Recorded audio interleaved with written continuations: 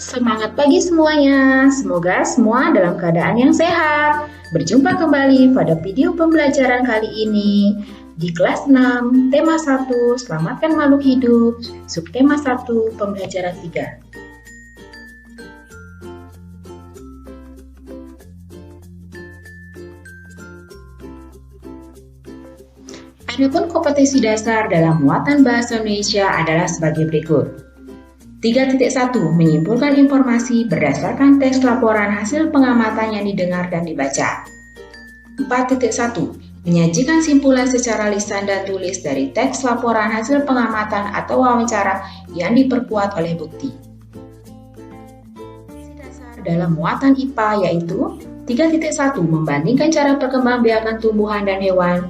4.1. Menyajikan karya tentang perkembangbiakan tumbuhan. Adapun tujuan pembelajaran pada pembelajaran kita saat ini adalah sebagai berikut.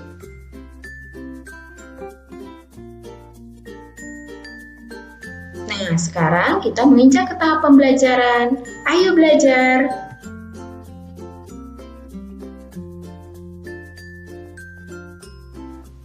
Tumbuhan selain berkembang biak dengan cara generatif, juga berkembang biak dengan cara vegetatif.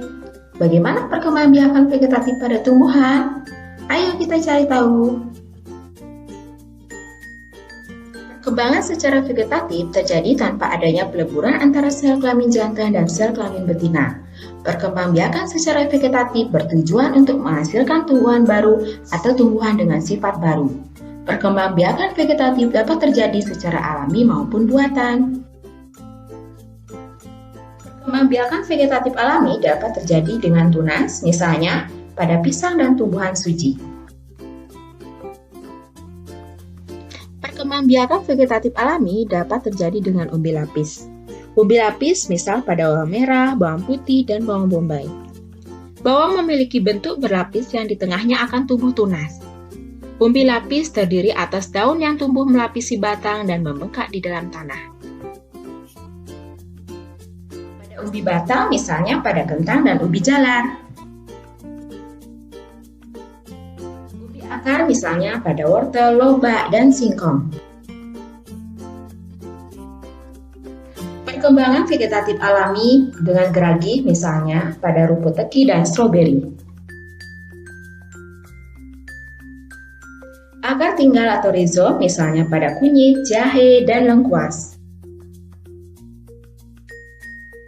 Perkembangan vegetatif alami dapat terjadi dengan spora misalnya pada lumut dan paku sarang burung. Perkembangan vegetatif buatan dapat terjadi dengan yang pertama yaitu dengan cara mencangkok, misalnya pada rambutan, mangga, dan jambu air. Stek batang, misalnya pada singkong dan bunga sepatu. Stek daun, misalnya pada begonia dan cocor bebek.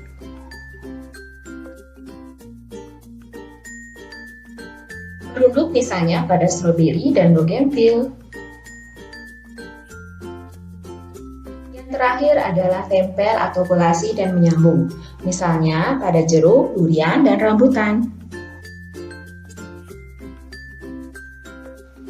Sungguh hebat semua tumbuhan yang diciptakan Tuhan Yang Maha Esa. Tiap tumbuhan memiliki cara yang unik untuk menjaga kelestariannya. Melestarikan tumbuhan merupakan salah satu wujud rasa syukur kepada Tuhan Yang Maha Esa.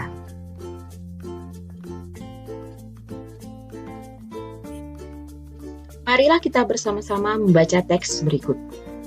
Tumbuhan sumber kehidupan.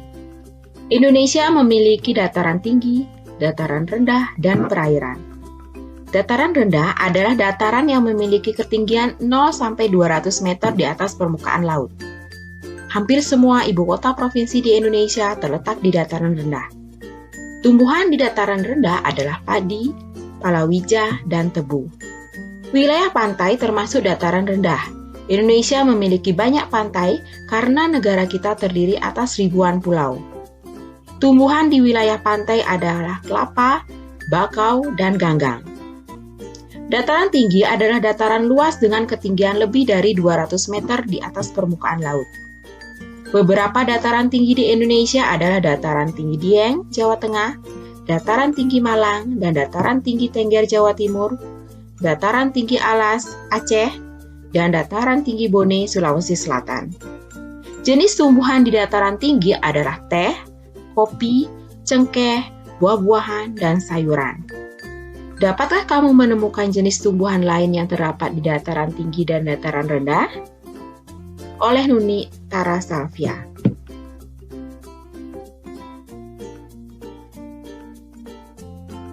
Nah, setelah membaca teks tersebut, kita akan berusaha untuk menemukan ide-ide pokok yang terdapat di masing-masing paragraf.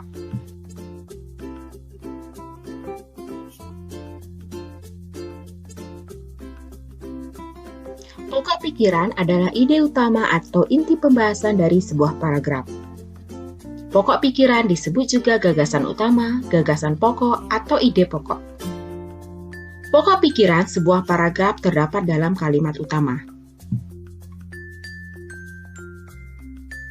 Sebuah paragraf terdiri dari kalimat utama dan kalimat pengembang. Kalimat utama adalah kalimat yang memuat pokok pikiran paragraf. Kalimat utama akan diuraikan oleh beberapa kalimat lain dalam paragraf tersebut.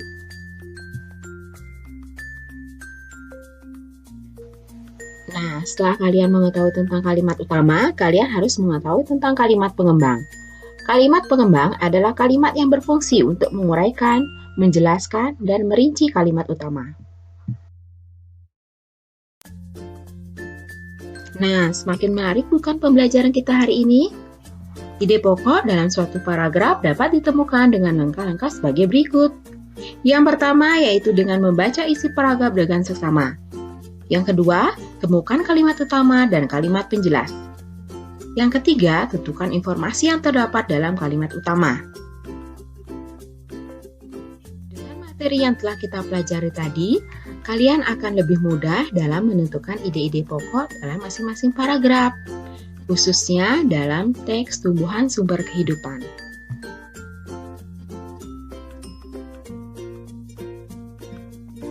Indonesia memiliki berbagai jenis tumbuhan. Tumbuhan tersebut memberikan bahan makanan yang berlimpah dan manfaat lainnya.